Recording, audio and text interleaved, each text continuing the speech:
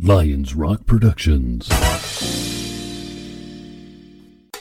This is Jay Moore. This is Greg Cruz. This is Bryce Vine. This is Dexter from The Offspring. This is Nathan This East. is Sebastian Younger. This is Daryl Ames. This is Stuart Copeland. This is Mick Gillette. This is Andy Summers. This is Dr. Bob Greenberg. This is Gabby Reese. This is Rob Bell. Hey, this is John Leon Guerrero. Hey, and this is Pete A. Turner. I'm Dr. Andrew Friedman. I'm a research scientist at UC San Diego at the Center for Astrophysics and Space Sciences. With our team, we recently completed a crazy experiment, which we call the Cosmic Bell Test, which is testing something fundamental about quantum mechanics, our fundamental theory of nature at the smallest scales, and I'll talk about today on the Break It Down Show. And now, the Break It Down Show with John Leon Guerrero and Pete A. Turner. Yes, we are here at UCSD in your office. Thank you for hosting us. And I'm sitting next to my co-host, a lifelong friend, someone that I care dearly about, who's been in the background, but now officially on the show is David O. West, also a UCSD grad. Yes, thanks for the invitation to come here. And after getting this microphone on my head appropriately, I think I'm able to perform as you expect. So thanks for the invitation. We'll see about that. Anyhow, yeah, this is interesting, and really, it's fun to push myself outside of the norms. Of course, you're a mutual friend with Brian Keating, Dr. Brian Keating. Lions Rock Productions. And now, the Break It Down Show with John Leon Guerrero and Pete A. Turner. Rain may or may not fall at all. 40%, I still don't even know that. It's a good question, and it depends on the definition. I'm not an expert in meteorology, but if you ask the question of, what's the probability that a raindrop is going to fall at this particular spot anytime today, right? Then, if you have a fine enough computational grid, you can answer that question with a weather prediction model. But those are essentially classical model. Classical physics still works really well. You can use it to send rockets to the moon. Yeah. You don't need quantum mechanics to predict the orbits of planets or the orbits of rockets in the solar system. The fundamental question about are our choices predestined and, are things fundamentally predictable? If the world is governed by quantum mechanics and if the standard mathematical formalism of quantum mechanics is correct, then the world is not deterministic. Then there's a fundamental indeterminism. This comes from this question of the quantum mechanical description of a system, which is often called the wave function, describes the system as having some probability being here, some probability being here, and it's not until a measurement is actually made that the system collapses into one possible outcome. And in quantum mechanics, this is an irreducible process. You can't do any better than that. Then you can't make a precise prediction, and that. In quantum mechanics, there's also something which is related but different called the uncertainty principle, which says that there's certain types of quantities, like the position of a particle and how fast it's moving, that the more you know about one, the less you know about the other, and that you cannot measure both to infinite precision at the same time. So something like that already tells you that, if you had some idea that how hard can it be to measure the positions and velocities of every particle in my body, that there's actually no way of physically doing that. So quantum mechanics introduces fuzziness and uncertainty at a fundamental level.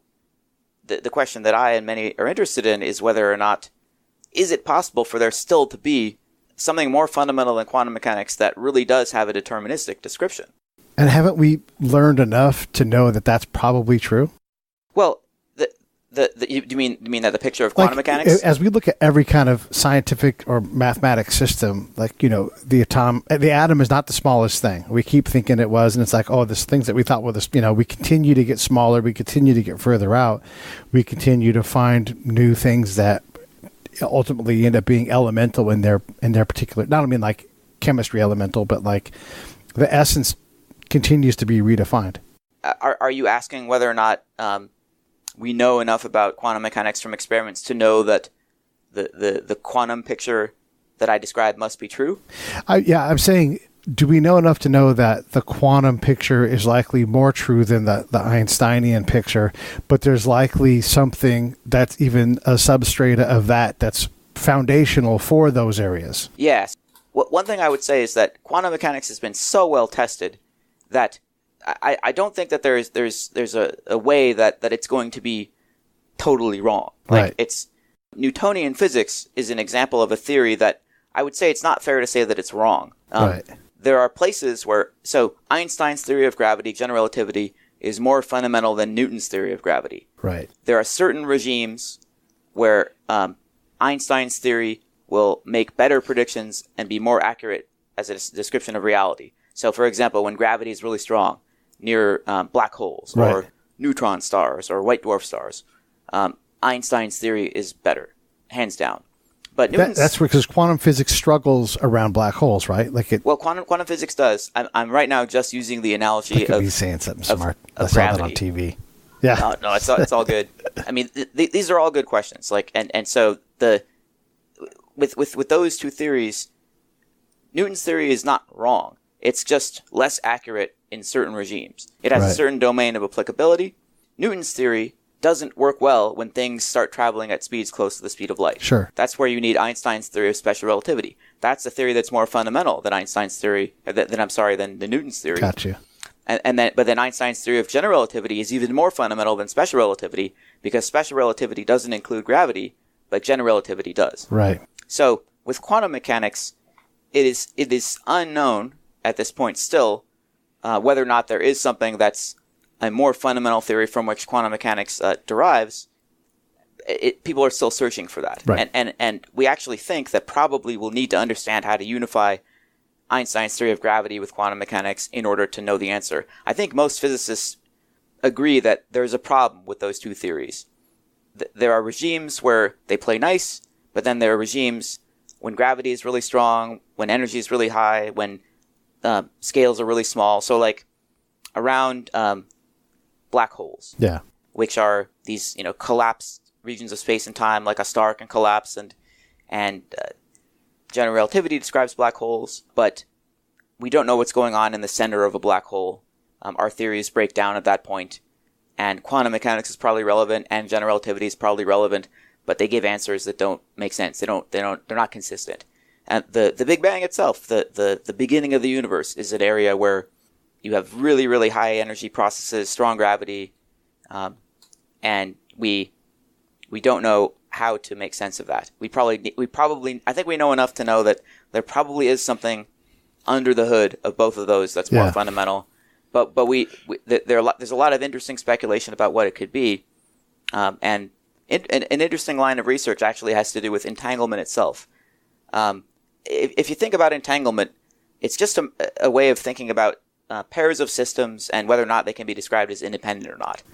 Things that are completely independent are not entangled. Things that are maximally dependent are maximally entangled. So if you learn something about one system, you instantly know as much as you can possibly know about that corresponding property of the other system. So there's a sense in which you don't even need quantum mechanics to talk about entanglement in that way. And that maybe entanglement itself is more fundamental than the kinds of things that we think of as fundamental. We think of space and time as fundamental because they're things we naturally experience. But maybe entanglement itself, there's a lot of theoretical ideas along this idea that maybe entanglement itself is the glue from which the concepts of space and time actually emerge. I have one real quick question if you got time for it. So let's just say that we could have Newton and Euler in the room here, and we were able to talk to these guys. With the instruments they had available, would they be able to, I mean, granted, they've got a big black space to fill up, but would those guys still be relevant, or are they kind of trapped in the classical or the late classical or the Renaissance era and sort of bound by what their brain would even be able to push in terms of the theoretic and the philosophical? That's a great question. Because they're two of the smartest cats ever. Yeah. So I think that one thing I think is fair to say is that individual humans today are really on average not smarter than people living hundreds or thousands of years ago. So I would like to think that people with minds like that are at the top of the distribution of intelligence in the world, if you brought them to today, and then if they're capable of updating their minds based on new evidence, that they'd be able to make huge advances. Right. Now, but to be fair, when people grow up with a certain worldview, yes, I don't know individually whether or not, I never met Newton. So for example, he was a very interesting character in terms of his religious beliefs. Yeah. I don't know if he would be able to overcome some of his upbringing in order to take into account the things that we know today. And same thing, I can't speak to Euler. Yeah. A historian of science who studied Euler's life might be able to do this fun sci-fi thought experiment of, what if you brought Euler in, would Euler be able to help solve the problem of quantum gravity? Right. And probably be able to make some advances just because, these people are so smart, and I think their intelligence would carry over. Right. Can I throw another name in the pot there? How about Stephen Hawking? Yeah, so he's a little more up to date in the modern times. Yeah, so Stephen Hawking is a very, very interesting character, and unfortunately he recently passed away, and it's a big loss for our community. But he made some impressive contributions to theoretical physics, especially thinking about the study of black holes, and the stuff that he worked on is definitely relevant to this question of how to take quantum mechanics and gravity and get them to play nicely together. So one of the things that's a seminal contribution of his is this idea that black holes themselves are not completely black. That if you take into account quantum mechanical effects that would happen around the boundary of the black hole, which we call the event horizon. So the event horizon is sort of the point of no return. It's not a surface. It's just a boundary in space. And if you were falling into a black hole, if you cross the event horizon, then you no longer have the possibility of escaping from the black hole. You're going to get pulled down into its center, and whatever happens to happens. We just don't know what happens in the center of a black hole. Which is why science fiction novels and all that comes out of that is fantastic to me, because Absolutely. At least there's some story to be told beyond and within the black holes. Yes. So I think we know a lot about what would happen around a black hole. If it's a relatively small black hole, astronomically speaking, something that's, let's say, the mass of the sun, then the tidal forces from gravity would be very strong. So if you're falling in, you'd be pulled at your feet more than you'd be pulled at your head if you're falling feet first. And the technical term for what would happen to you is called spaghettification. Yeah, love that word. So the outcome is not good. So that the smaller the black hole, you would get spaghettified potentially even before you cross the event horizon. But for a really big so-called supermassive black hole that has the masses of, let's say, millions or billions of suns, we actually think that there's a supermassive black hole in the center of every galaxy, essentially. Right. And there's hundreds of billions of galaxies that we know of in the part of the universe we can access. And then, the quasars that we use in the cosmic bell test, we think are powered by these central engines that are these supermassive black holes. Ironically, the bigger the black hole, the less the tidal forces are. So if you fell into a supermassive black hole, there's a lot of other stuff that could kill you around there, like high energy radiation, like a quasar. Yeah. But just from the gravity alone, you could avoid spaghettification. You could cross the event horizon just fine. The sky is the limit as far as what could happen in the center. You could be destroyed at the so-called singularity, like a point of infinite density at the center. But it could be that quantum mechanical effects come into play that make it so that there really isn't an infinitely dense singularity. Maybe there is a way that many things that we think of as black holes actually are wormholes, where you actually cross through some boundary and find yourself in some other region of space and time. We really just don't know the answer. We have tons of observational evidence that black holes exist, but we only have theoretical ideas about the interiors. Right. At this particular stage, and that all this is related to stuff that Stephen Hawking worked on with other people like Roger Penrose, a famous mathematical physicist, and he's inspirational, both for the ideas, but his life story is just incredibly interesting. Overcoming being trapped in a wheelchair, being paralyzed, not being able to move or speak. That's that He blew the stats out of the water for yes what condition he was unfortunately given. We've had more than an hour of your time, and Sure. I feel like we could keep doing this, but I want to be respectful of your time. I would be happy to keep talking further. I mean, you mentioned that the universe is expanding much faster than was previously thought. What does that trajectory look like? Exponential?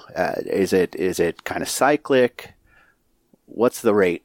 Yeah, so that's a great question. So, in cosmology, one of the things that we're primarily concerned with is the history of the expansion of the universe. And so, after the Big Bang, galaxies are moving away from each other on average. We think the universe has always been expanding, but that early on in the history of the universe, the gravity from all the matter in the universe, and then this other stuff called dark matter, which is another big mystery. It's stuff that is exerting gravitational influence, but doesn't appear to interact with light. We can't see it. We don't know what it is. We don't know if it's new particles or if it's something wrong with our understanding of gravity. But it has the effects that we can measure by looking at how it affects the movements of galaxies and how it affects the expansion of the universe. So early on, regular matter and dark matter were slowing things down. Things were still expanding, but we were decelerating. But we now think that there is this thing that we name dark energy, and we use dark all the time. Basically, it's just a signifier of our ignorance. Just a question mark. We don't know what dark energy is, and we don't know what dark matter are. And just because they have the word dark in them doesn't mean they're related. They might be related. People have thought about that. But we think that dark energy is something which is weird in the sense that whatever it is, it doesn't dilute as the universe expands. So, as the universe expands, like if you have a hot air balloon, if it expands, it cools down. If you have a gravitational system, like an expanding universe, gravity gets weaker as things get farther apart from each other. So the gravitational pull of things gets weaker over time. Dark energy is something that actually causes a repulsive gravitational effect. So it causes things to move away from each other. And eventually, because this force, whatever it is, doesn't dilute, it's going to win out over the pull of matter and dark matter that are trying to pull everything back together. There are lots of different theoretical models of cosmology. You can have a model of cosmology where the universe expands and the gravitational pull from matter and dark matter is enough that it stops expanding and it starts collapsing and you have a big crunch, sort of the opposite of the Big Bang. We think that our own universe is one in which that won't happen. We think that because of dark energy, we've sort of passed the point of no return, where 7 or 8 billion years ago the universe started accelerating due to this dark energy. And if we extrapolate that farther and farther into the future, there's a few interesting things that happen. So one of them is that, so in Einstein's theory of relativity, there is a limit. Nothing can go faster than light. But what we really mean is that no objects can travel through space faster than light. But in general relativity, there is not a limit to how fast space itself can move and expand. So the cosmic acceleration can lead to, in effect, space moving faster than light. And this actually it doesn't violate relativity, even though you'd think so. But what it means is that there are certain places that are so far away, if this picture of the universe and cosmic expansion is true, that I could never get to them even if I traveled at the speed of light forever. So there's a sphere surrounding us, a region. So interestingly, it's sort of the inverse picture of a black hole event horizon. So this is what we call the cosmic event horizon, and it applies to an expanding universe. So the cosmic event horizon is a region that's, it's a sphere a certain distance away from us at a given time. And if a galaxy lives on that cosmic event horizon, it's just now emitting the last light that will ever reach us here in the infinite future. And if I just now sent a spacecraft traveling at the speed of light, it would reach that galaxy only in the infinite future.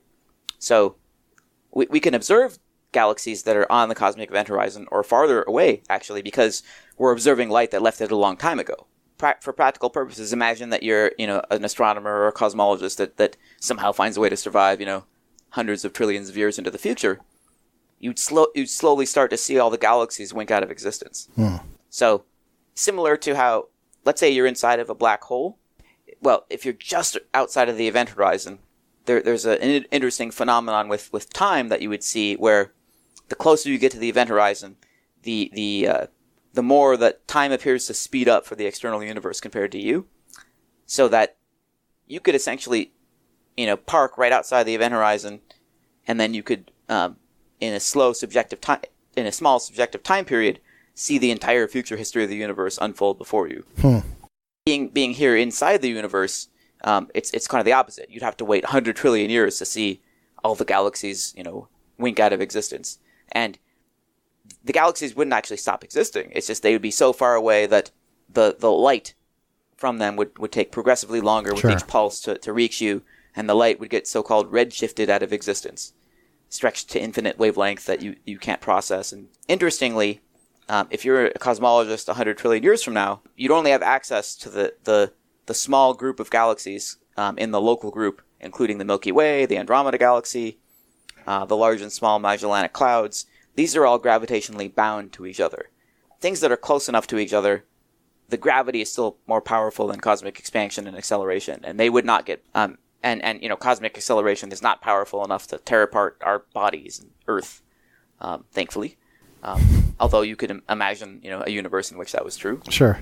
That's the current picture, if acceleration continues. We don't know what dark energy is. Maybe it's something that'll decay into something else and it'll stop. And in which case, the extrapolations I'm talking about will no longer be valid. But if you just extrapolate based on our best current model, we're talking about a universe that accelerates, and that eventually there's so many things that most of the galaxies that we see now we would not be able to see anymore. It would be a little island universe. It's very thought-provoking. Wow. You've really helped me provoke thought other than the day-to-day rigor of, my own life. So thank you very much for that. So you're saying you like Donald Trump? I'm going to plead the fifth on all questions regarding politics. That's usually a fair thing to do.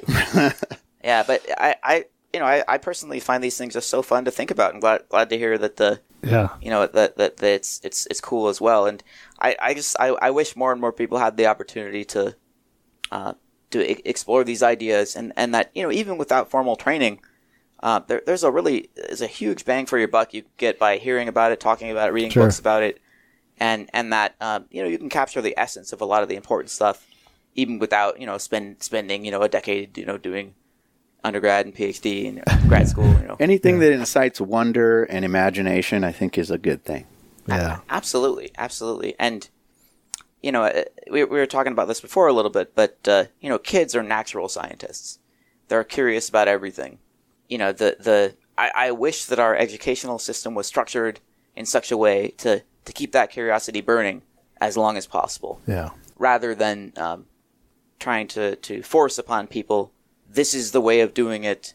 Our educational model has a lot of problems, and that a lot of it has to do with the current schooling system. At least public school K through 12 was developed kind of after the Industrial Revolution as a way of preparing people to work in factories and to do certain necessary tasks for society. I think that we're moving towards a future where, if the world doesn't destroy itself, we are going to have the opportunity to have people do a lot more, and that I think we need to realize that it is possible for so many more people to achieve their potential, and we need to think more about the possibilities that our kids can have. And Pete, you were mentioning earlier about automation and about what that means for the future of work. It's certainly really interesting, because there's no doubt that if huge sectors of society are trained to do certain jobs, and then they get replaced by machines and computers and robots, on a personal level, that could be devastating for so many people, where they're the thing they know how to do, the thing they train to do, is kind of the rug is pulled out from under them. But in the end, though, what I see as an optimistic, positive future is there are so many people who are forced to do jobs that most people don't like doing, and I would love to see people freed from that. Yeah. I would love to see a world where people can do what they're passionate about. I feel extremely lucky to be able to do that, and I wish more and more people had the opportunity, whether it's art, whether it's music, whether it's writing, whether it's science, mathematics. I mean, you name it. And I do see that overall automation can free so many people from the drudgery of certain kinds of jobs that are dangerous, that are mind-numbingly boring, that are dehumanizing. In the short term, of course, like if an entire sector of industry is displaced by automation, then it's up to national governments to figure out a way to help all of these people to retrain to do something else, or even private business. It's like, hey, look, we've invented a robot that can look through, and these things exist. We've got a robot that can look at all of the medical clinical science stuff ever. And it can say, I've extrapolated that these chemical compounds are worth pursuing. So now instead of having this career in a lab where you're trying to chase funding, this thing's like, these are good bets. I would pursue these. And now you have people that work on things like, let's develop these chemical compounds. And like there's all these other ways to do it. I was talking to ladies that are very, very close to cracking the last piece of the puzzle for printing organs. Imagine like everybody has some sort of organ disease. It's just, most of us live in a state of tolerable failure.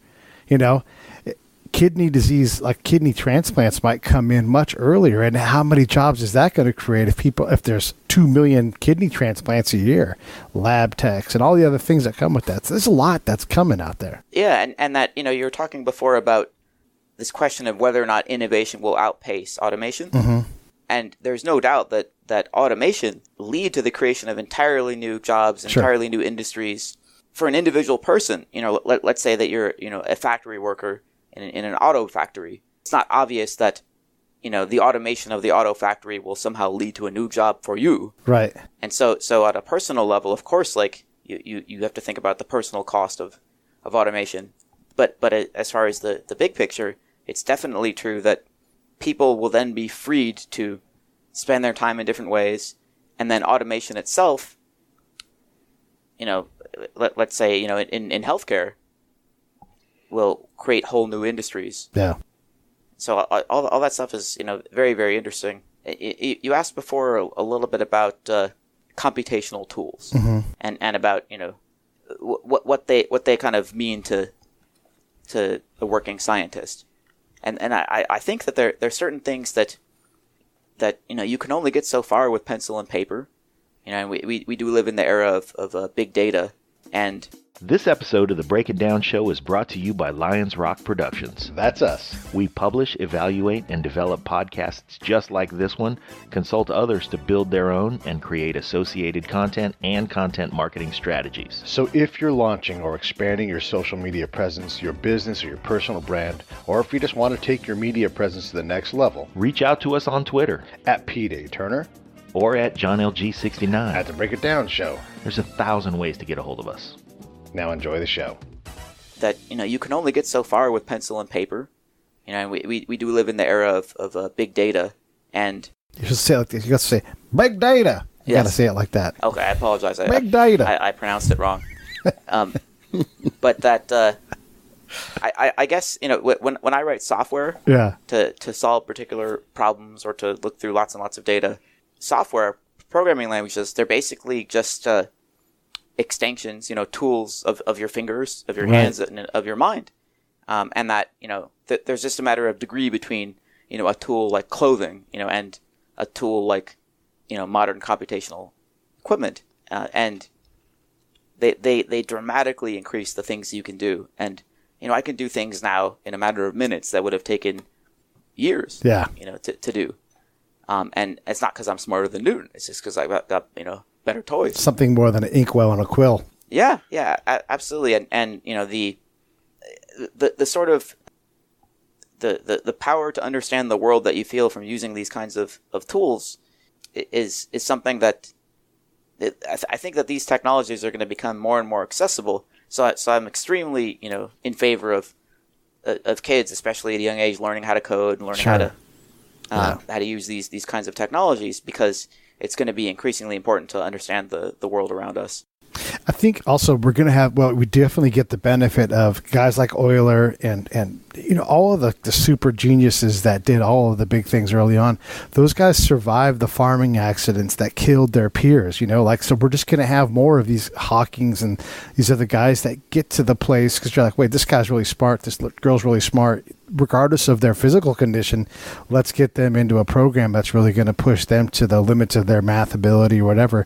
We are infinitely better, or at least exponentially better, at discovering those people, regardless of where they live in the world and what their external physical condition is. Yeah, but even so, I guess I still look at things and I see so many people that don't have the opportunity to live up to their potential, and sure. I think that the potential in people is so underestimated, in many people's eyes, and that if you grow up in a situation where, if you grow up in poverty, if you grow up in a situation surrounded by violence, if you grow up in a system that doesn't promote freedom of thought, then your life opportunities are severely limited, and that there are a gazillion Einsteins, men and women in those situations that barely had a chance because of those things. And so I mean, my hope for the world is that we'll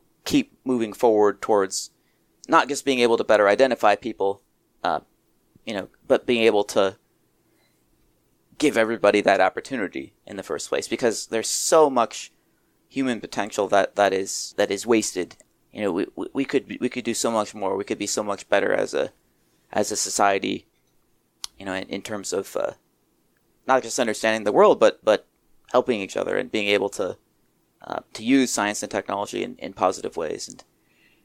And that, I mean, I'm biased, but I would love to see the scientific literacy in the world increase dramatically. I feel like scientific literacy in the 21st century is going to be as important or more important than reading literacy was to the previous century.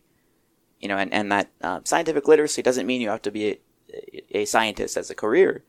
It just means understanding how science works, sure. Understanding how it is that we come to know what we know. Ultimately, science is the best sort of framework we have for understanding, what's BS and what's not, how to make sure we're not fooling ourselves, how to make sure that we know the difference between things that we want to be true and things that are true, how to know the difference between speculation and something that is solidly based on evidence. And the world is so unbelievably complex that these kinds of reasoning skills are just tremendously important, and we don't have enough of them. Not because people aren't capable of it, but because there are many failings of society and our educational systems and our political systems.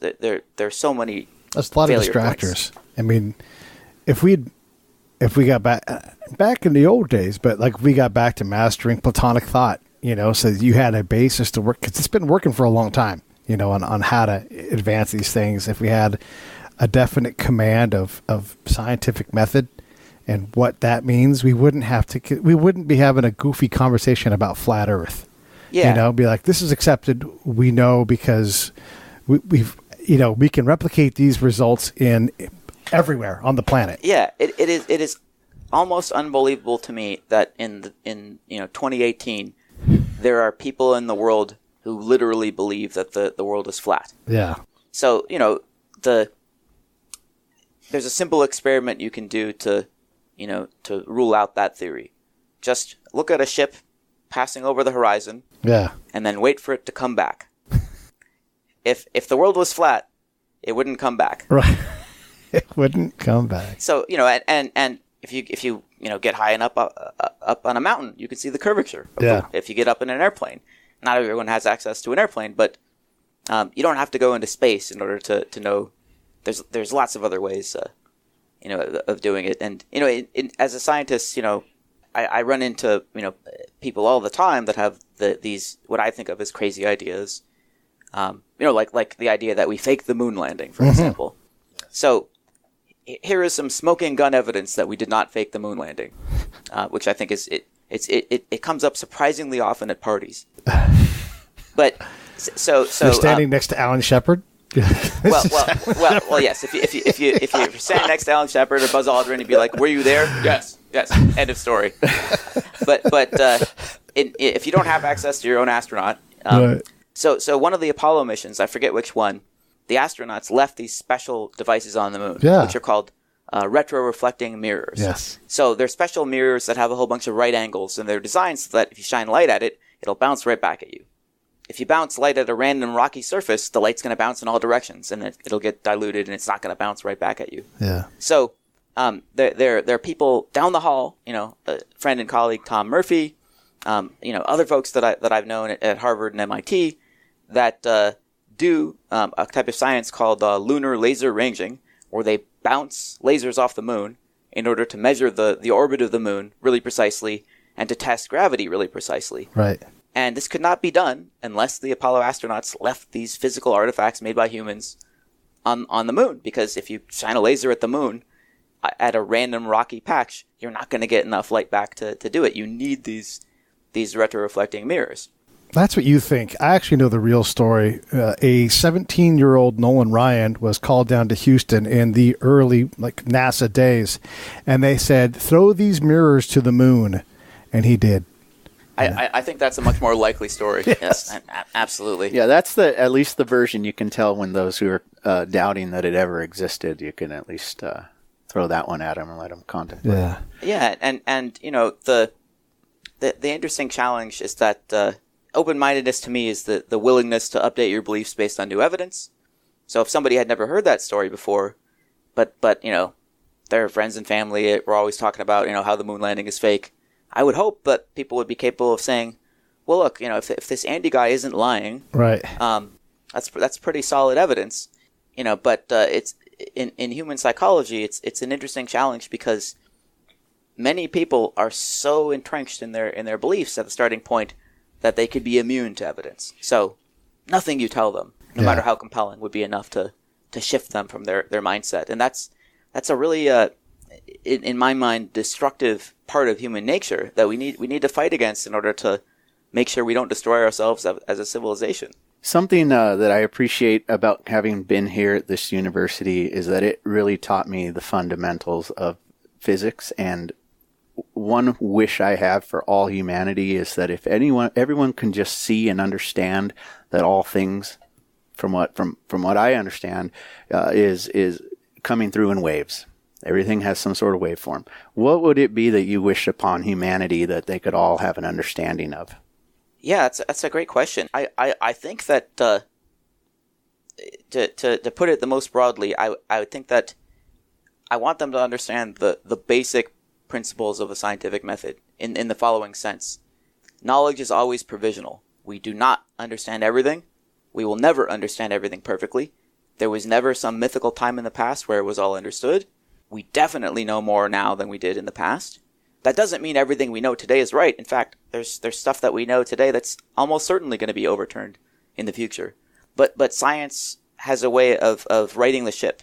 Science has error correction built in because it's built upon really, really powerful community constructive criticism where you filter out the bad ideas and you keep the good ones. Scientists should always be willing to update their beliefs based on new evidence. You shouldn't believe something just because, somebody in authority told you, somebody in the government, a professor from Harvard, that's not a good reason to believe something. You should believe something based on its own merits, and it's interesting because in modern discourse, people want certainty in a very, very, challenging and uncertain world. But that there's some things where it's literally physically impossible to give you that kind of certainty. And so oftentimes when scientists are sort of waffling about I can't tell you for sure this is going to happen, that's seen as a weakness. It is not. That is the greatest strength of science. It's being honest about what you actually know and what you don't know. And science is about quantifying uncertainty. It's about saying, how unsure are we about this particular thing, and being honest about it. And if somebody is trying to tell you that they're perfectly certain about something, many people talk as if they know everything and that that's the kind of thing that a scientific worldview really inoculates you against. Yeah. I think that it's not perfect. It's a human institution.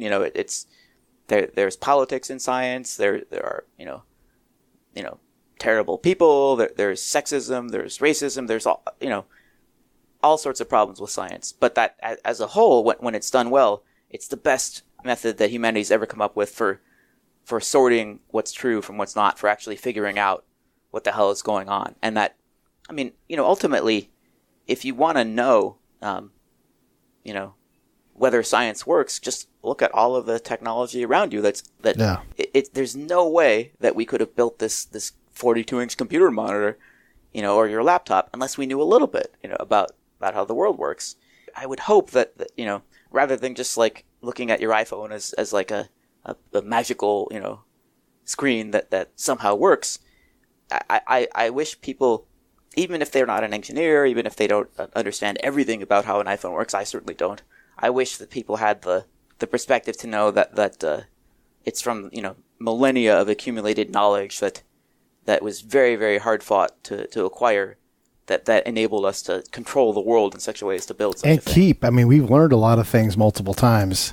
I want to take your thing and add to the wave, Dave's wave, and catch this thing. And then really, I have to edit this show, so I'm going to stop us. But that ability to command a body of literature, to give you an ability to be an expert.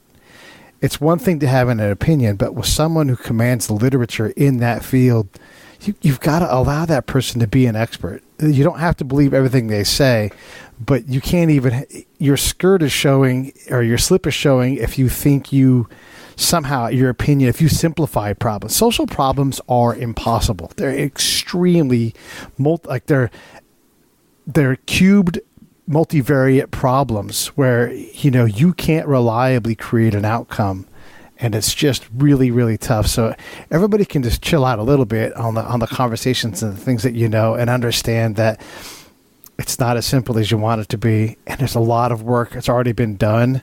And I think the folks who are on the edge of those, whatever that problem is, whether you're trying to figure out how old the cosmos are, you guys aren't trying to do it at half best. Like, you guys are trying your hardest. The folks that are trying to figure out hunger, they're actually trying their hardest, and they're in that position because they are great at it. So maybe we can all get up off each other's necks and just listen a little bit instead of just banging away and being dicks to one another.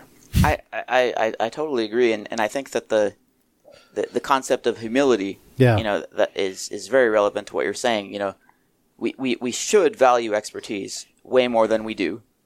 And there is something about being an expert. You really do know more than others in a certain area. Not because you're necessarily smarter or better as a person, but because you've had that knowledge and training, I personally would rather have a doctor, operating on me than a dentist, or a farmer. Yeah. But if I want to know, like, how do I rotate my crops, I want the farmer to tell me how to do that, because he or she is an expert. And it's certainly the case that there are some things where human egos get involved no matter what you do. There are some people who are experts in a certain area that immediately think that, oh, therefore I can be an expert in anything because I'm so smart. I